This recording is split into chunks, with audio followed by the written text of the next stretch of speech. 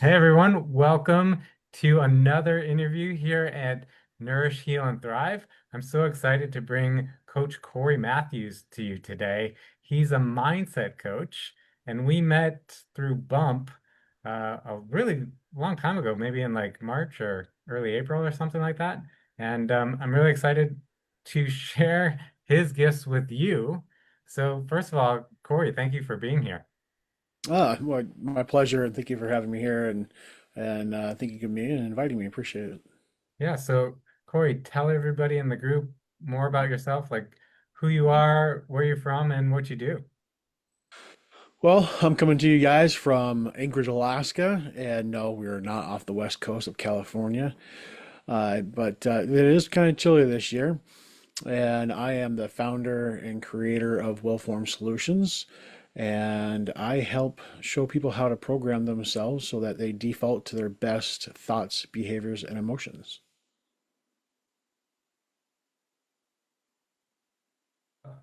I couldn't unmute for some reason. That's awesome, Corey. Tell us how did you get into doing that? Well, that's a bit of a life story. So I pulled myself out of a 29-year suicidal depression. And there was a moment where I was put into my worst trauma, my worst, my big T. And I was in an environment in a place that was safe. And, of course, this was unexpected, but was in a class, and the person from Wisdom Traditions that owns Wisdom Traditions, and actually the person that also taught me NLP, brought me out of my PTSD episode and brought me back to the here, the now, in this reality. And I was like, whoa, that is cool. I want to learn that not only for myself, but I also want to learn that so that I can help other people, achieve the same outcomes that I just achieved, at that moment. And it has opened up so much, so many doors, so much opportunities, and be able to really do the work and, to take myself from that side of, living in, you know, that style of life, the depression, the anxiety, the crap of life, right? And come over to, the greener side of pastures where, I can actually dream about the future and look forward to having, a future, be happy about the future and be more involved and present with people, instead of being off, somewhere in, la la land, if you will, for better words. Facebook will ban us both if I actually really say what happens. But yeah, so it was it was a very difficult process. And I've also, I was in the military for 20 years as a firefighter and a medic. I was also on the combat fire team, which means that I go downrange, outside the wire, and help other entities, come back home. And did firefighting from 93 to 96, forestry firefighting, and really dedicated my life, a lot of my years, my life of putting a band-aid, on, the wound, if you will, and or, transport them as quickly as possible to, the nearest hospital, to where doctors actually went in deeper to actually heal that wound, right? Well, it's just the same thing with mental fortitude, that guardian of our mind, going in deeper. If you just keep putting a band-aid on it and taking that band-aid off to replace the band-aid because it's now seeped through, you're just reopening that wound over and over and over again. So instead of doing that, dive in deeper, clean that wound out, do the work, and heal it from within. And change only happens from within, if that person so wants to change that aspect of their life. If you do it for other people around you, for kids and wives or spouses or significant others, it won't stick very well, and it won't stick for very long, and it won't last at all. And the reason being is because the mindset is that I'm doing it for somebody else and not for myself, and the subconscious is saying, "Dude," or "Hey, you need to do this for yourself." So when that enough is enough, and you're like, "Hey, I know there's a better life for me out there," um, it is quite and very possible to have that better life that you want. And you have to do it for yourself. And you have to want to change and make it about you. Yes, it's okay to be selfish, to heal. I love that whole aspect of the Band-Aid. It's so true. We don't think about how, that's how we're brought up these days. Just put a Band-Aid on it and it'll get better on its own, and that's not always true. Absolutely. And it's the same thing with, fear of failure, fear of success, imposter syndrome, fear of rejection, stress, overwhelm. I mean, you name it. I mean, it's the more that we revisit it, the more we're taking off that band-aid. Why not go in and change that aspect? It's, the same thing with, health and weight loss. It's, yeah, I'm going to try this new diet or this new fad. And, like you work on it for a little bit, but then guess what? That band-aid stops working and you tear off that band-aid and you go back the way that you were beforehand and gain more weight than you did, that you were beforehand. It all comes down to the mindset that you have for yourself. And yes, those people that are around you, the kids, the significant others, family, friends, relatives, or whatever, as you change, your environment change. And it's okay to gain people in your life, and it's okay to lose people in your life that either support you or don't. So always keep that in mind too as well. And, you know, use this as an example, if you will.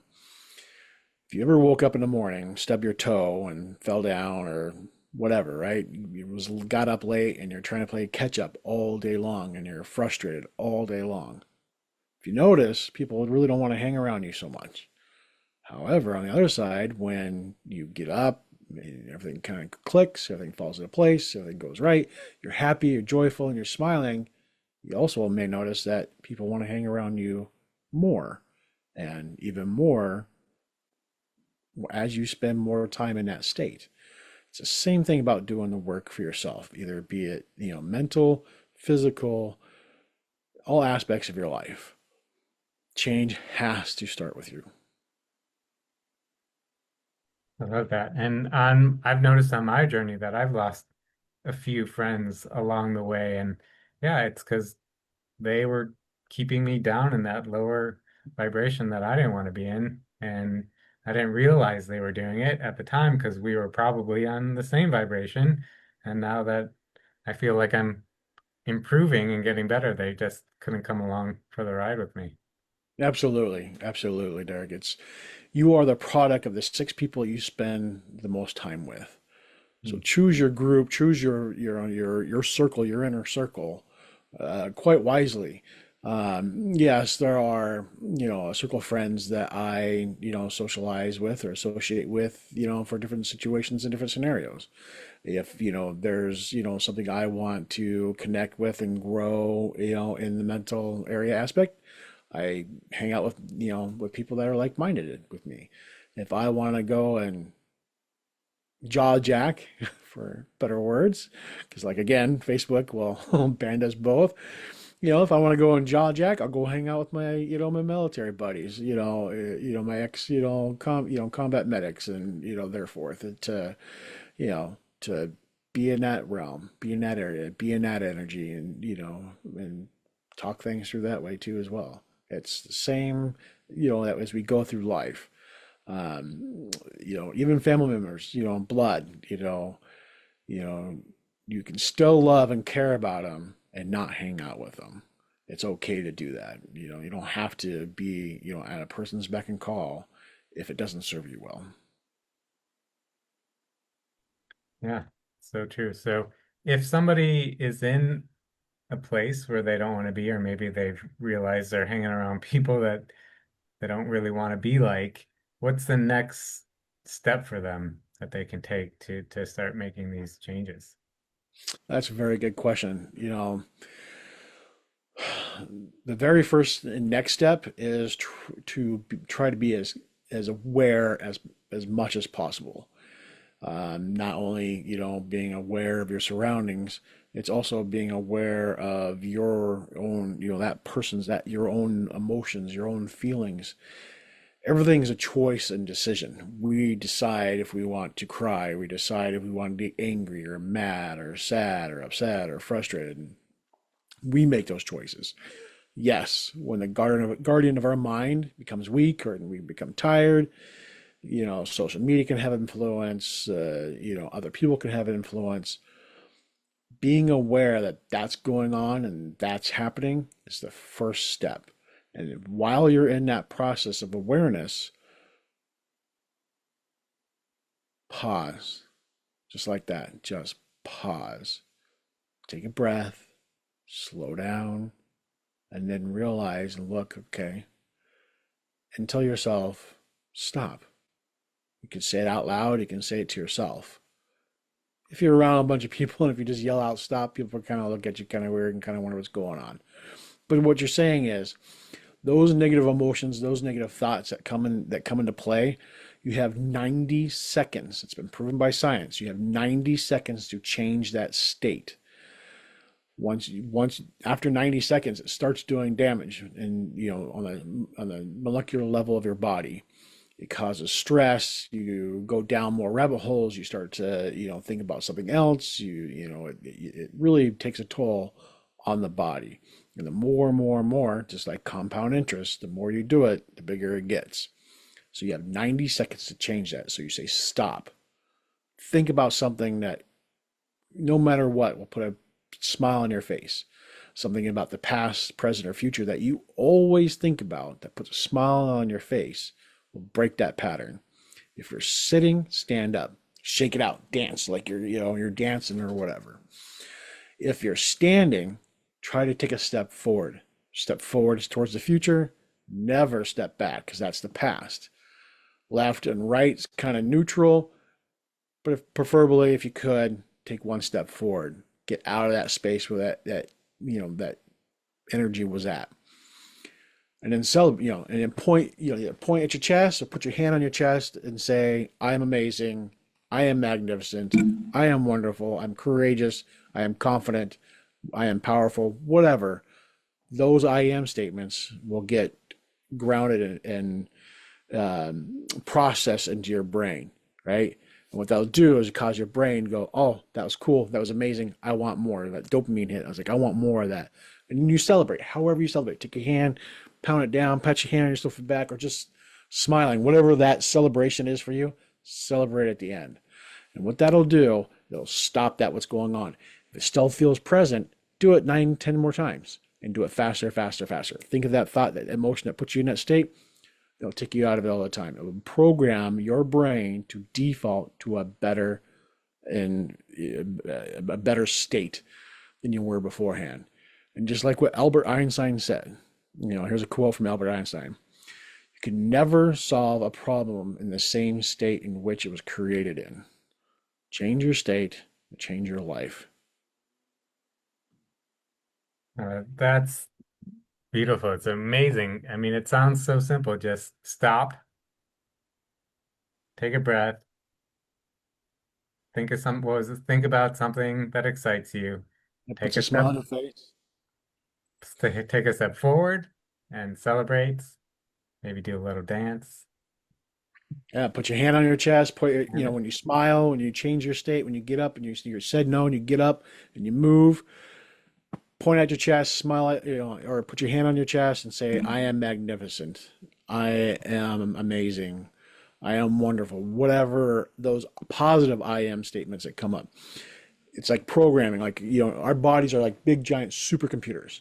And our brain is like the hard drive. Our cells hold billions of bits of information. So when you say I am, it's like your fingers on the keyboard when you're coding, the ones and zeros. I am, and then dot, dot, dot. Whatever you say after that programs your subconscious. It programs your new belief system. It may, fortify an existing belief, or it might create a new one. The more that you do it, the better it is. That's why it's always harped on people. not to be hard on yourself. Because if I tell you, you might believe me. But if you tell you, you're definitely going to believe it. So that negative self-talk that you do to yourself does more damage to some bloke off the street that says, whatever, right? So those I am statements are very important. I am magnificent. I am amazing, and then celebrate, anchor it in.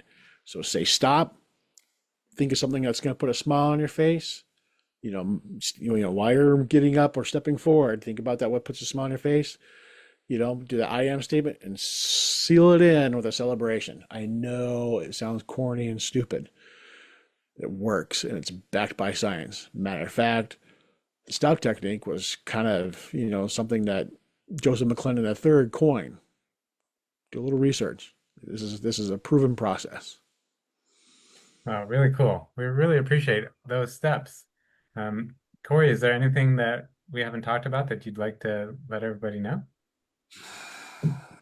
And this is an amazing process that you're doing here.